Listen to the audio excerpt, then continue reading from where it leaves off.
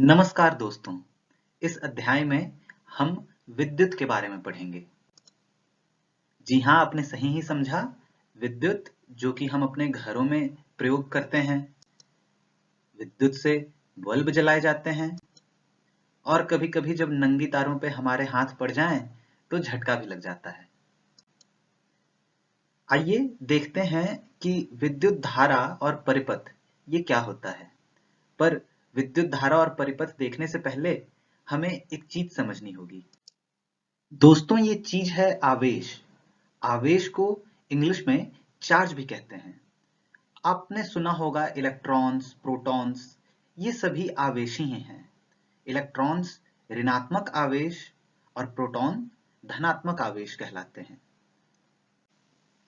जब ये आवेश प्रवाहित होने लगते हैं दोस्तों, तब हम उसे विद्युत धारा के नाम से जानते हैं। और इन आवेशों को प्रवाहित होने के लिए कुछ चीजें होनी जरूरी हैं। आइए हम आगे देखते हैं कि ऐसा क्या हो सकता है जिससे आवेश प्रवाहित होने लगे। इस दिए गए चित्र में दोस्तों ये बैटरी आवेशों का एक स्रोत है जिसके अंदर अथाह आवेश जमा है। जब इस बैटरी को चालक के द्वारा जोड़ दिया जाता है, देखिए ये चालक है, एक बल्ब से जोड़ दिया गया है इस चालक को एक कुंजी से होते हुए। कुंजी अर्थात स्विच। ये स्विच जब ऑफ होगा तो इन दो चालकों के बीच में कनेक्शन जो है, जो इन दोनों को जोड़ने का पथ है, वो खुल जाएगा जब ये स्विच ऑफ होगा। और जब हम इसे ऑन करेंगे तो ये जुड़ जाएगा दोस्तों। तो ये स्विच ऑन ऑफ करने के काम में लाया जा सकता है।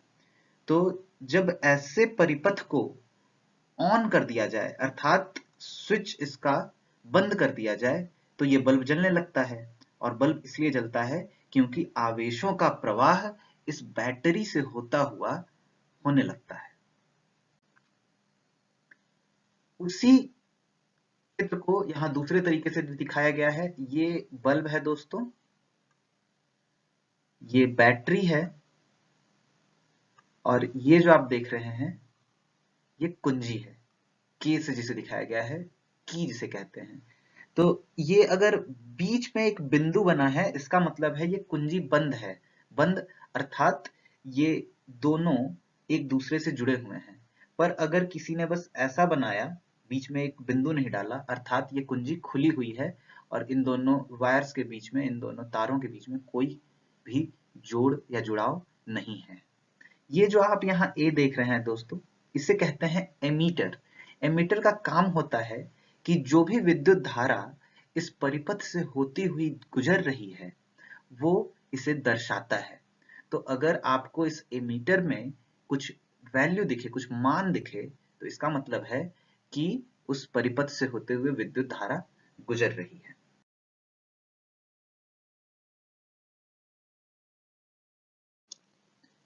विभवांतर को गणितीय रूप से ऐसा भी लिखा जा सकता है कि यह किया गया कार्य बटे आवेश। किया गया कार्य को W से लिख रहे हैं दोस्तों और आवेश को Q से। तो अगर हम इनके यूनिट्स लिखें तो जूल पर कूलॉम हम विभवांतर का यूनिट बोलेंगे, जिसे वोल्ट भी कहते हैं। आइए अब कुछ चिन्हों को समझने की कोशिश करते हैं।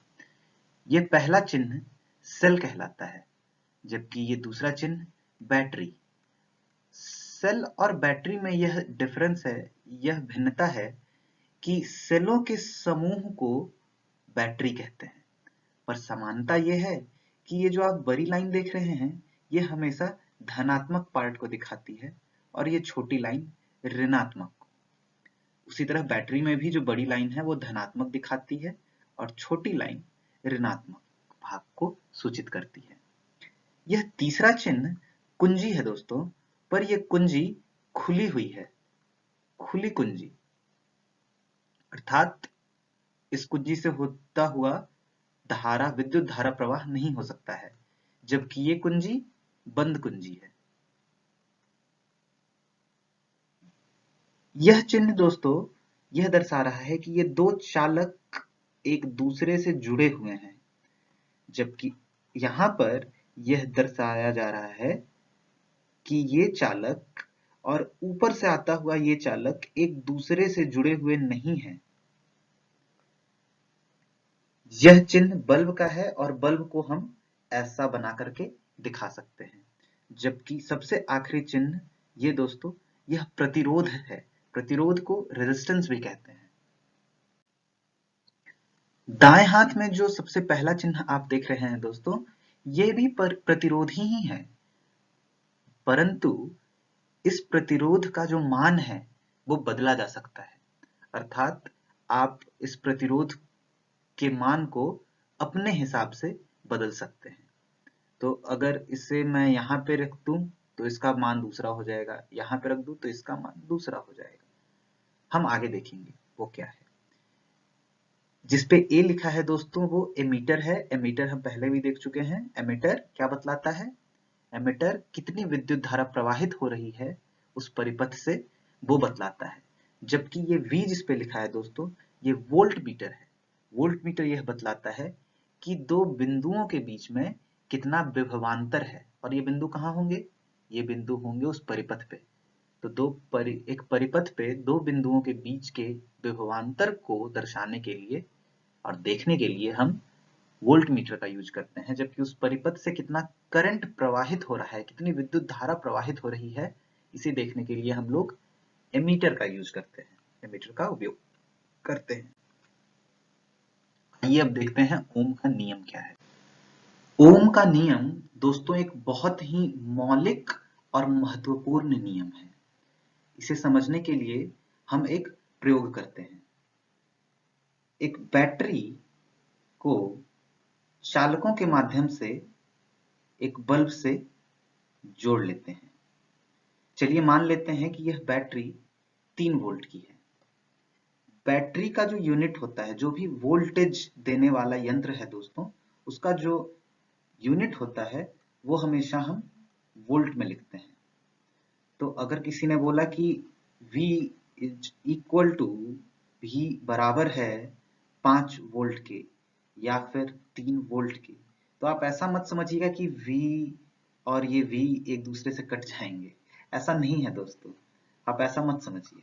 ये V उसका यूनिट बता रहा है और ये बोल रहा है कि ये इतने वोल्ट की बैटरी है। ये जो V बैटरी है वो इतने वोल्ट की है। चलिए फिर से अपने चित्र पे आ जाते हैं। इस बैटरी को जब हमने चालक के माध्यम से इस बल्ब से जोड़ दिया, तब इस चालक से विद्युत धारा प्रवाहित होगी, करंट। और इस विद्युत धारा को हम लोग एम्पियर में नापते हैं, एम्पियर, जिसे ए भी लिखा जाता है। तो यह करंट जो आई है वो 1 एम्पियर भी हो सकता है, 2 एम्पियर भी हो सकता है, 0.5 एम्पियर भी हो सकता है।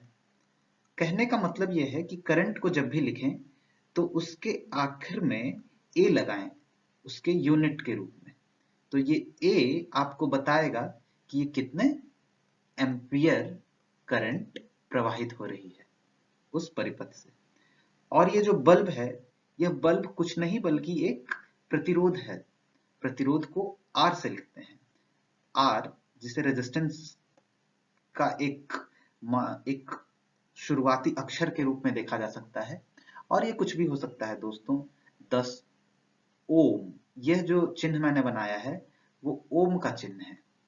इसे ओम के नाम से जाना जाता है। 10 ओम, 20 ओम, 100 ओम, 1000 ओम, 10,000 ओम, कुछ भी हो सकता है। ठीक है, तो चलिए अब समझते हैं कि इस जो हमने यह प्रयोग के लिए जो चित्र बनाया है, इसका उपयोग ओम के नियम को समझने के लिए कैसे किया जा सकता है। चलिए मैं पिछले चित्र को दूसरे तरीके से बनाने की कोशिश करता हूं, और इस बार चिन्हों के माध्यम से। तो आपको पता है यह बैटरी है, ये प्लस और ये माइनस, ये चालक और ये प्रतिरोध R। ये वोल्टेज देगा V और यहां से करंट अर्थात विद्युत धारा प्रवाहित होगी I। ओम एक वैज्ञानिक का नाम था दोस्तों। उन्होंने भी एक ऐसा ही प्रयोग किया था। और उन्होंने क्या किया कि बार बार इस बैटरी का मान बदला, अर्थात पहले उन्होंने 1 वोल्ट लगाया होगा, फिर 2 वोल्ट, फिर 3 वोल्ट, फिर 4 वोल्ट, और उन्होंने इस विद्युत धारा को मापा कि जब वो वोल्टेज बदलते हैं तो विद्युत धारा पर इसका क्या प्रभाव पड़ता है, बशर्ते कि यह प्रतिरोध समान रहे हर प्रयोग के लिए। तो जब उन्होंने ऐसा करके देखा, आप अपने स्कूल में भी यह प्रयोग कर सकते हैं। जब उन्होंने ऐसा करके देखा दोस्तों, तो उन्होंने पाया, यहां मैं V लिखता हूं, यहां मैं I लिखता हूं, और ऐसा हम मान लेते हैं कि उस R की वैल्यू 10 ओम होगी। तो जब उन्होंने ऐसा देखा, तो जब उन्होंने 1 वोल्ट रखा, तो जो करंट, जो विद्युत धारा उससे प्रवाहित हुई थी, वो 0.1 एम्पियर आई, ये वोल्ट में और वो एम्पियर में। जब उन्होंने इसको 2 वोल्ट किया तो ये 0.2 एम्पियर आया। जब उन्होंने इसको 3 वोल्ट किया तो ये 0.3 एम्पियर आया, और जब उन्होंने इसको 5 वोल्ट किया होगा तो उन्होंने देखा होगा कि ये 0.5 एम्पियर है। जब हम ये जो टेबल मैंने यहां बनाया है दोस्तों, इसको ये V और ये I, ऐसा एक ग्राफ अगर हम बनाने की कोशिश करें तो यह एक सीधी रेखा आएगी, जहां 1 वोल्ट, 2 वोल्ट, 3 वोल्ट, 4 वोल्ट, और 0.1 एम्पियर, 0.2 एम्पियर, 0.3 एम्पियर, 0.4 एम्पियर। तो ऐसे आपको बिंदु मिलेंगे, जिन्हें आप जब मिलाएंगे तो वो एक सीधी रेखा आएगी, जो कि इस 0 जो ये बिंदु होता है ग्राफ में, उससे होके गुजरती है। मेरा जो ड्राइंग है दोस्तों उतना अच्छा नहीं है, इसीलिए ये रेखा आपको सीधी नहीं दिख रही है, पर ये एक बिल्कुल ही सीधी रेखा आएगी। तो उन्होंने यह पहचाना कि जब इस प्रतिरोध को कांस्टेंट रखा जाता है, कांस्टेंट अर्थात फिक्स कर दिया जाता है कि इसका मान बदलेगा नहीं, तो जब आप V को बढ़ाते हैं, वोल्टेज को बढ़ाते या घटाते हैं, तो उसका सीधा प्रभाव इस करंट पे पड़ता है, इस विद्युत धारा पे पड़ता है। तो आप जब वोल्टेज को बढ़ाएंगे तो करंट भी बढ़ेगा, और जब आप वोल्टेज को घटाएंगे तो करंट भी घटेगा। ये देखिए दोस्तों, मैंने आपके लिए एक अच्छा सा रेखा चित्र ढूंढ ही लिया, जिसमें एक सीधी रेखा दिखाई दे रही है। तो जैसा कि हम देख रहे हैं कि 1 वोल्ट देने पर 0.1 एम्पियर विद्युत धारा प्रवाहित हो रही है, 2 वोल्ट देने पर 0.2 एम्पियर, 3 वोल्ट देने पर 0.3 एम्पियर, और इसी तरह आगे भी। और यह रेखा चित्र हमने कब बनाया है दोस्तों? जब प्रतिरोध का मान 10 ओम लिया था हमने। पर अगर हम प्रतिरोध का मान बदलेंगे, ऐसा चलिए मान लेते हैं कि प्रतिरोध का मान बढ़ा करके अगर हम बढ़ा देते, तो यह रेखा चित्र ऊपर की ओर मुड़ता, और अगर घटा देते तो यह रेखा चित्र नीचे की ओर मुड़ जाता, ऐसा। पर ध्यान देने वाली बात यह होती कि हर एक केस में, हर एक वक्त जो रेखा चित्र आप बनाएंगे वो इस 0 बिंदु से होकर ही गुजरेगा, जो कि एक बहुत साधारण से समझने की बात है कि 0 से होकर वो हमेशा गुजरेगा, क्योंकि अगर आप वोल्टेज ही 0 रखते हैं परिपथ में, अर्थात कोई बैटरी ही नहीं जोड़ते हैं परिपथ से, तो कैसे उस परिपथ से विद्युत धारा प्रवाहित हो सकती है। तो इसीलिए वो जब वोल्टेज 0 है तो करंट भी 0 ही होना चाहिए। तो दोस्तों, ओम ने इसी रेखा चित्र का प्रयोग करके इसको गणितीय रूप देना चाहा, और जब उन्होंने ऐसा किया तो उन्होंने पाया कि परिपथ में दिया गया वोल्टेज समानुपाती होता है परिपथ से प्रवाहित विद्युत धारा के, अर्थात जब आप वोल्टेज को बढ़ाएंगे तो करंट भी बढ़ रहा है, जैसा कि हम देख रहे हैं। तो उन्होंने ये पाया। जब हम इसको दूसरे तरीके से लिखेंगे, हम देखेंगे कि V बटे I, अर्थात दिया गया वोल्टेज बटे प्रवाहित करंट एक नियतांक है, एक स्थिरांक है, अर्थात यह अनुपात कभी नहीं बदलता। इससे यही पता चलता है कि जब आप वोल्टेज बढ़ाते हैं तो करंट भी उसी अनुपात में बढ़ जाता है, जिससे कि यह जो मान है V बटे I का वो एक नियतांक हो जाता है, वो एक स्थिरांक हो जाता है, जिसे हम कांस्टेंट भी कहते हैं इंग्लिश में। इसी नियतांक को दोस्तों रेजिस्टर नाम दिया गया, R, जिसे हम प्रतिरोध कह रहे थे। तो इसी नियतांक को हमने R से दिखा दिया। तो जब आप इस V बाय I अर्थात V बटे I is equal to R को लिखेंगे तो आप पाएंगे V is equal to IR, जिसे हम ओम्स लॉ कहते हैं, अर्थात ओम का नियम कहते हैं। तो यही है दोस्तों ओम का नियम, जो कि बतलाता है कि वो अगर आप परिपथ में वोल्टेज का मान बढ़ाएंगे तो करंट भी उसी अनुपात में बढ़ जाएगा। ध्यान देने वाली बात यह है दोस्तों कि यहाँ जो प्रतिरोध का मान है, ये जो प्रतिरोध का मान है R, यह एक कांस्टेंट है, यह एक स्थिरांक है, यह एक नियतांक है, यह कभी बदलेगा नहीं। ओम के नियम के अनुसार अगर आप इसको बदल देंगे तो ओम का नियम आप V इक्वल टू IR हर बार नहीं लगा सकते। खैर, इसे हम आगे और चर्चा करेंगे इस बात पे। यह चित्र एक बहुत ही अच्छे तरीके से ओम के नियम को दिखा रहा है, जहां ओम जो है इस एम्पियर को, जो इस छोटे से छेद से जाने की कोशिश कर रहा है, और ओम जो है उस छेद को छोटा करने की कोशिश कर रहा है, अर्थात इसको जाने से रोक रहा है, और वहीं वोल्टेज इसको धक्का दे करके इस ओम द्वारा किए गए प्रतिरोध को निष्क्रिय करने की कोशिश कर रहा है, ताकि ये एम्पियर उस पार जा सके।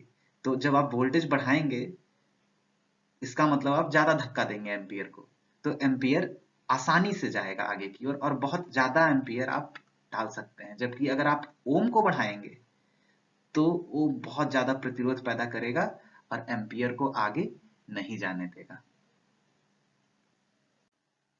तो दोस्तों, इस कक्षा में हमने सीखा कि आवेश क्या होते हैं, आवेशों से वोल्टेज कैसे बनता है, विद्युत धारा क्या होती है, परिपथ में हम क्या-क्या चीजें लगाएं कि परिपथ से एक विद्युत धारा प्रवाहित हो।